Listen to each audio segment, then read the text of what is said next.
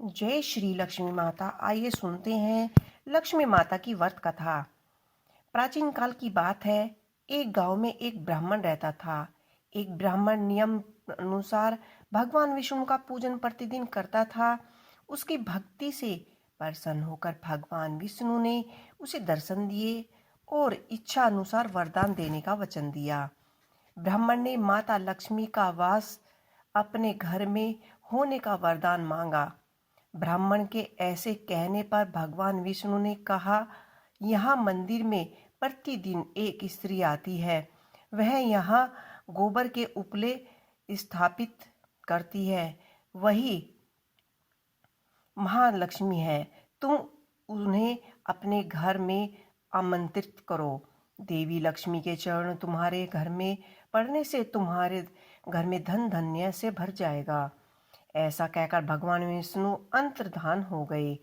अब दूसरे दिन सुबह से ही ब्राह्मण देवी लक्ष्मी के इंतजार में मंदिर के सामने बैठा हुआ था।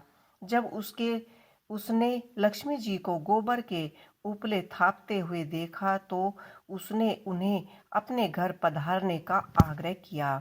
ब्राह्मण की बात सुनकर लक्ष्मी जी समझ गई कि यह बात ब्राह्मण को विष्णु जी ने ही कही होगी, तो उन्होंने ब्राह्मण को महालक्ष्मी जी व्रत करने की सलाह दी।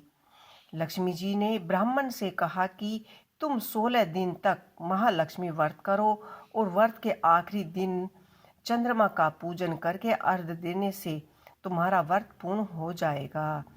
ब्राह्मण ने भी महालक्ष्मी जी के कहे अनुसार व्रत किए और देवी लक्ष्मी ने भी उसकी मनोकामनाएं पूर्ण की। उसी दिन से यह व्रत श्रद्धा से किया जाता है। एक बार महाभारत काल में हस्तिनापुर शहर में महालक्ष्मी व्रत के दिन महारानी गांधारी ने नगर में की सारी स्त्रियों की पूजन के लिए आमंत्रित किया, परंतु उन्होंने कुंती को आमंत्रण नहीं दिया। गांधारी के सभी पुत्रों ने पूजन के लिए अपनी माताओं को मिट्टी लाकर दी और इसी मिट्टी से एक विशाल हाथी का निर्माण किया गया। उस महल के बीच में स्थापित किया गया।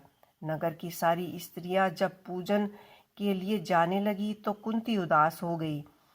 जब कुंती के पुत्रों ने उनकी उदासी का कारण पूछा तो उसने बताया कि इस पर अर्जुन ने कहा, माता आप पूजन की तैयारी कीजिए, मैं आपके लिए हाथी लेकर आता हूँ। ऐसा कहकर अर्जुन इंद्र के पास गए और अपनी माता की पूजन के लिए ऐरावत को ले आए। इसके पश्चात कुंती ने सारी विधि विधान से पूजा की।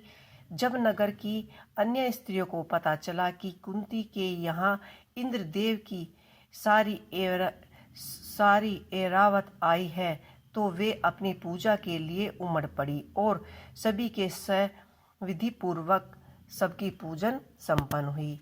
तो दोस्तों, आपको शुक्रवार की महालक्ष्मी जी की यह कथा कैसी लगी मुझे कमेंट बॉक्स में लिख के अवश्य बताइएगा और सुनते रहिएगा लगातार मेरी हर दिन की ये कहानियाँ और भजन।